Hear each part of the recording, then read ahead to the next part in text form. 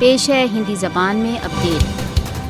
RSS सदस्य शिंदे ने कहा है कि आरएसएस, विश्व हिंदू परिषद, बजरंग दल जैसे संगठन संपूर्ण भारत में आतंकवादी कार्रवाइयों में व्यस्त हैं। भूतपूर्व आरएसएस कारकुन ने कहा है कि हिंदू दाएं बाजू के कारकुनों ने भारतीय जनता पार्टी की निर्वाचन विजय में सहायता के लिए पूरे भारत में विभिन्न स्थानों पर बम विस्फोट किए। यशवंत शिंदे ने एक स्थान पर अपने विचार व्यक्त करते हुए कहा कि 2000 की दहाइयों में संपूर्ण भारत में राजनीतिक तथा निर्वाचन संबद्ध निहित स्वार्थों की उपलब्धि के लिए आतंकवादी आक्रमणों हेतु बीजेपी ने आरएसएस के सहभाग से काम किया।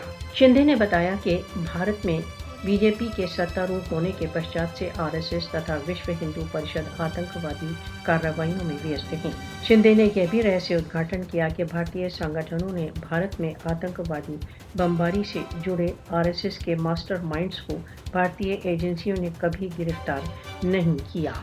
यशवंत शिंदे के रहस्य उद्घाटन ने इस बात को सिद्ध कर दिया है कि आरएसएस एक आतंकवादी संगठन है। यह बात सिद्ध हो चुकी है कि मालेगांव विस्फोट, मक्का मस्जिद विस्फोट, समझौता एक्सप्रेस विस्फोट आदि सभी आरएसएस विचारधारा से प्रभावित थे। यहाँ तक कि कांग्रेस नेता दिग्विजय सिंह ने भी स्वीकार किया है कि सभी गिरफ्तार किए गए आतंकवादियों का किसी न किसी प्रकार से आरएसएस के साथ संबंध था।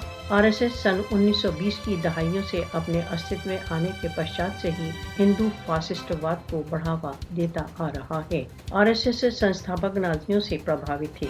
आरएसएस, बीजेपी, वीएचपी जैसे हिंदुत्व बल नाजियों की विचारधारा के समान हैं। मोदी आरएसएस का आजीवन सदस्य है, जो एडोल्फ हिटलर से प्रेरित है। मोदी के शासन में जर्मनी के नाजियों की भांति भारत एक हिंदू फासिस्टवादी शासन हो गया है। आरएसएस तथा उसके द्वारा प्रभावित अतिवादी विचारधारा क्षेत्रीय तथा अंतर्राष्ट्रीय शांति के लिए एक खतरा है। पाकिस्तान बार बार राष्ट्रसंघ सुरक्षा परिषद से आरएसएस को एक आतंकवादी दल घोषित करने का आग्रह कर चुका है।